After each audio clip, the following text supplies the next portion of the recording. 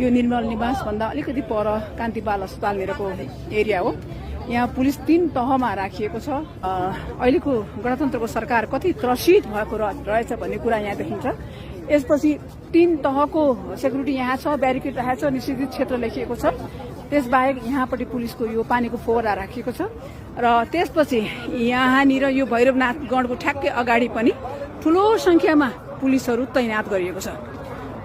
ठूलो संख्यामा पुलिसहरू तैनात गरेको छ भने एउटा नेपाली नागरिकबाट पनि सुरक्षित छैनन् जनताबाट निर्वाचित प्रतिनिधिहरू भन्ने हो भने यिनीहरूले अब सत्तामा बसिरहन उपयुक्त पनि हुँदैन र सत्ता तुरुन्तै गोलमेज सम्मेलन गरेर महाराज धिराजलाई गद्दीमा आसन गराएर राष्ट्राध्यक्षको रूपमा स्वीकारेर त्यसपछि गोलमेज सम्मेलन गरेर र अन्तरिम सरकार बनाएर अनि निर्वाचनतिर जानुपर्ने व्यवस्था हुन्छ। ल हेर्नुहोस् दर्शकवृन्दहरू, यहाँ पनि निषेधित क्षेत्र, अघि पनि देखाएको थियो निषेधित क्षेत्र, उता पनि निषेधित क्षेत्र, यता पनि निषेधित क्षेत्र, 3 तह 4 तहको निषेधित क्षेत्रको ब्यारिकेड छ राष्ट्रपति भवनभन्दा अगाडि।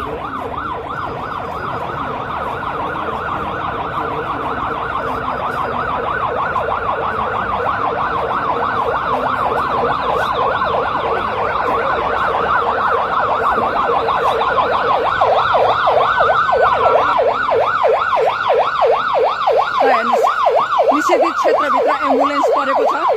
एम्बुलेन्स पनि निषेधित क्षेत्र तोडेर जान पाएको छैन। यही हो प्रजातान्त्रिक गणतान्त्रिक सरकारको अहिलेको यो प्रशासनिक व्यवस्था। जनता मरुन्, बिरामी परुन्, जनता मरुन्, यो गणतान्त्रिक व्यवस्थालाई केही मतलब छैन। ल हेर्नुहोस्, यहाँ एम्बुलेन्स पनि निषेधित क्षेत्रमा छ।